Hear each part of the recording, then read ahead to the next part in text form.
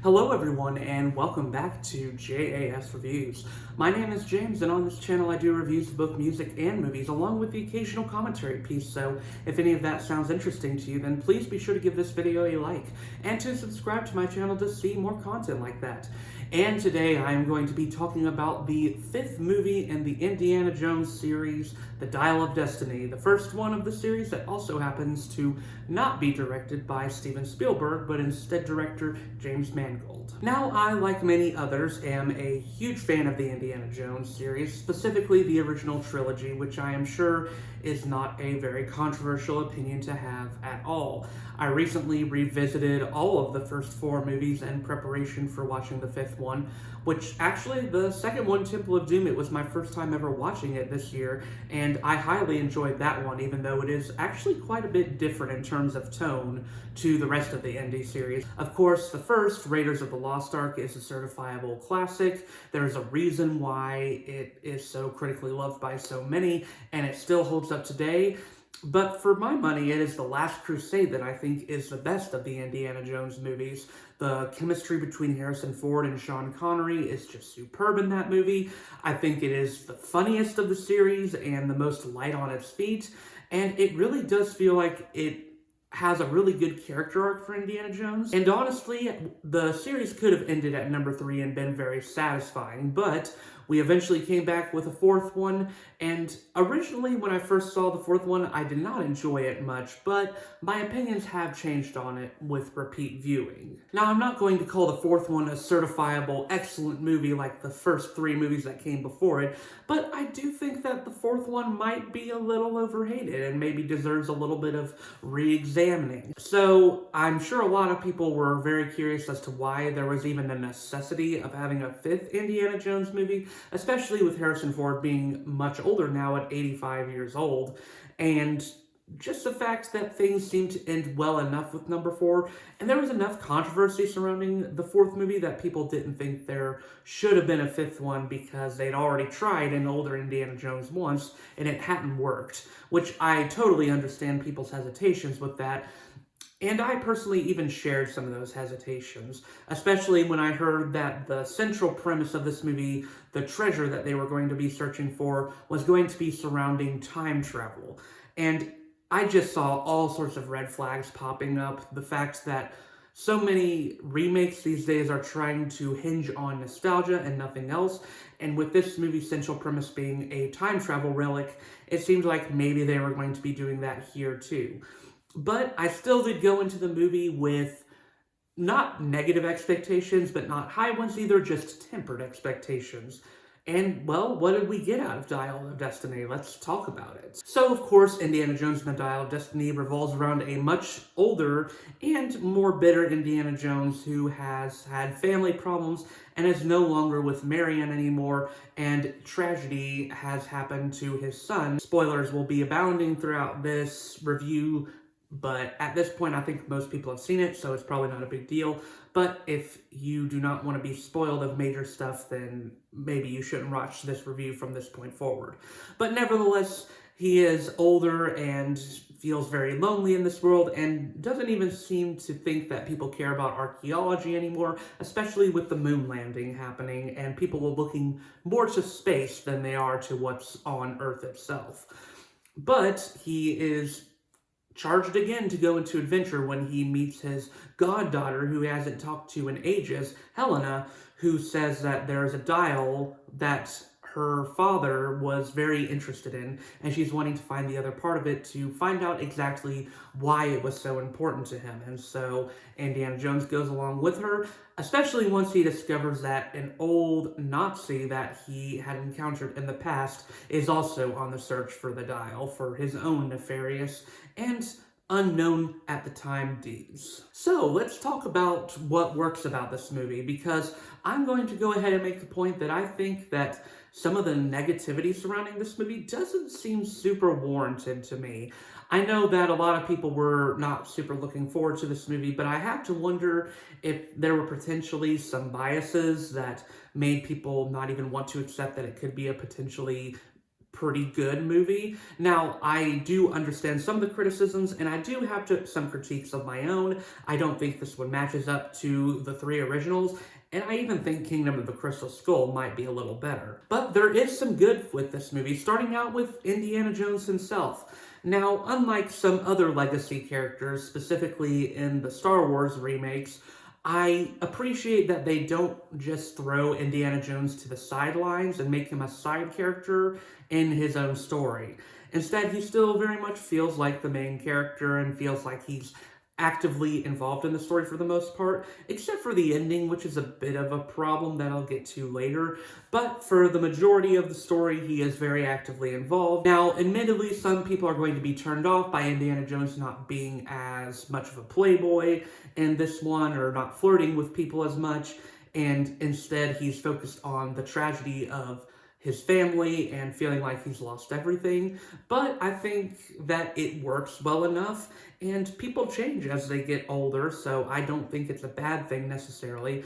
And it's not like the movie doesn't let him have fun. Like I said, there's plenty of times when he gets to be the adventurer that he once was, and a part of this movie is sort of him recapturing his youth and sort of getting back into that mindset that he's left behind for so long. While at the same time, the movie does not shy away from his age. There's a really good scene where he's sort of climbing up a rock wall with his goddaughter, and he's questioning to himself why he's doing this, because he knows he can't do the same things that he used to anymore. And I think it's a really good scene, and I appreciate that they don't just ignore that part of his character. I noticed that a lot of criticisms with this movie have gone with Phoebe Waller-Bridge's character, Helena, and I don't entirely agree. Now, when I went out of the movie, I had some very positive feelings towards her, but as I thought about her more, she's not the best sidekick for Indiana Jones in the world. She certainly doesn't match up to Marion or Indiana Jones's father in terms of the people that he's worked with, but I do find her decent enough.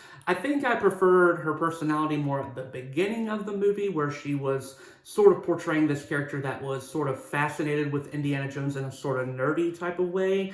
But then the movie tries to give her a lot of different character traits, some of which feel semi-contradictory to each other. Like at one point, she is being very clever and she seems to be ahead of the game, but then in another moment, she seems to be way behind the curve and less smart than Indy is. And it's like they can't decide what way to put her. They want her to try to be many different types of characters at once. Action-wise, this one feels like it goes pretty consistently. It tends to have a fun time throughout its runtime with the action scenes.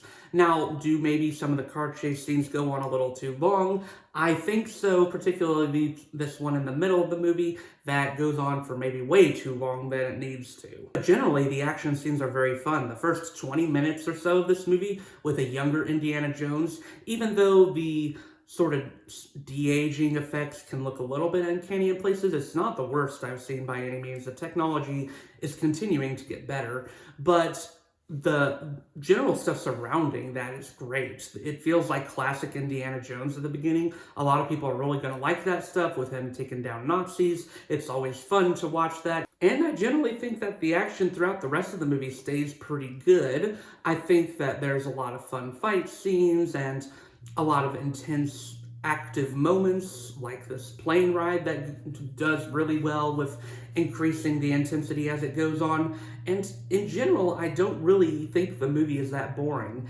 Maybe it runs a little bit too long, and it does run longer than any of the other Indiana Jones, that's for sure.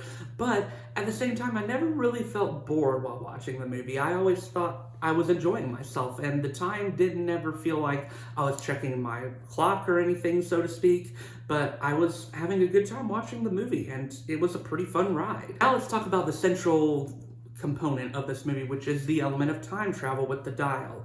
Now, surprisingly, it takes the movie a long time to get to the time travel element, and I think that that is actually a pretty good choice. I think building up with the exploration to the relic is what Indiana Jones has always been about. With every other treasure that they found, whether it's the Ark or the Grail or anything like that, it's always been that the big moment with that central relic hasn't happened until the big climax of the movie, and they do that here, which is a choice that was, I guess, to be expected, but still works. And when the time travel does happen in the movie, I was very pleased to see that it wasn't just nostalgia bait. They don't just take you through a Raiders of the Lost Ark set, or something like him reuniting with his father in The Last Crusade, like so many nostalgia bait movies do nowadays, or so many movies that are trying to make you think or appreciate other references. This movie does not do that. Instead, the time travel takes them back to Greek times, and it is really cool. And it's a really interesting moment for Indy himself, as he's actually seeing history happen right before his eyes. And it's really cool to see his reaction to it, even sort of touching in a way, because we know that Indy loves history and he's been fascinated by it. And now, instead of seeing it in relics, he's actually seeing it happen in real time. And it's a really cool moment that I think felt really well earned, all things considered. Also, let's talk about the villain. I think Mads Mikkelson does great here as Dr. Voller, and he is quite menacing. When his motivation is revealed, it's actually pretty eerie, but I wish they had revealed it a little earlier to maybe add some menace to him, and ultimately, it was sort of disappointing that he never really got to have a fight with Indiana Jones one-on-one. Now let's talk about some of the issues with this movie, because they are there. And maybe the biggest problem is that outside of Indy and Helena, there aren't really that many characters you can attach onto. Now, I will say that this is not necessarily a problem unique to this Indy movie, and even when they do bring back characters that you remember from other movies, such as John Rhys-Davies as Salah, or Marion even at the end of the movie, like I said, there's going to be spoilers in this, it just doesn't hit as much as I would want it to. Salah's appearance feels sort of random and out of nowhere, and it just sort of happens, and this is one part where I'd say it does feel sort of like nostalgia bait, like, oh, you remember this character? Well, he's back, but he's not going to do anything. You just get to see him for a little bit, and it just feels sort of unnecessary. And then, as much as I sort of see what they were going for in the ending, with Indiana Jones finally being able to be happy in his older age, it sort of felt like it came out of nowhere. I mean, there was one scene where Indiana Jones was talking with Helena about his relationship with his wife and how it had sort of fractured and fallen apart because of the death of their son, but we never really get to see. I feel like there should have been a moment before they reunited at the end of the movie where there should have honestly been an earlier reuniting, or maybe they reconciled earlier.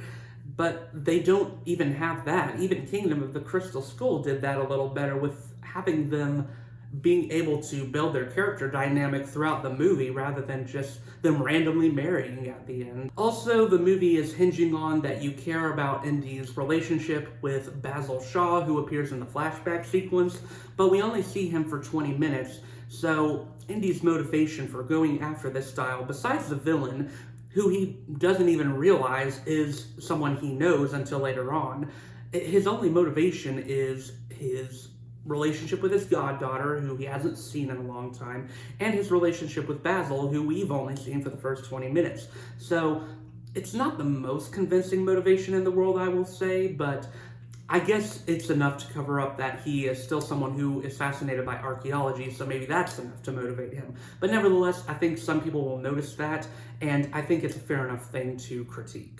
Overall, though, I do think this new Indiana Jones movie is good. I don't think it's as bad as some people are painting it out to be. In fact, a lot of the people who are putting super negative critiques on it, just to me, it feels like it's blown out of proportion, but once again, I understand that other people have different opinions, and I'm certainly not going to say they're wrong for critiquing it by any means, or for disliking it, because after all, this review is just my opinion. But yeah, I did enjoy this Indiana Jones movie. I think it is the weakest of the five, but it is not like a huge step down either, in my opinion. It's just a good movie, and I think it does enough to honor Indiana Jones as a character that it works for me. I don't think it's legacy destroying like something like Rise of Skywalker is, for an example, and I certainly don't think that it's dishonoring the nostalgia of the originals like the Disney remakes do, which is very reassuring, I guess, that Disney is at least doing something right for once, although that is not really high praise considering all the dishonoring they've done of nostalgic properties in the past years. But I did like this movie, and I would recommend it. Solid 3.5 out of 5 stars for me. So yeah, that is my review of the newest Indiana Jones movie. What were your thoughts on The Dial of Destiny? Let me know in the comments down below. And once again, my name is James, and I do reviews of both music and movies, along with the occasional commentary piece. So if any of that sounds interesting to you, then I'd once again ask that you leave this video a like and subscribe to my channel to see more content like that. But until then, I will see you on the next video.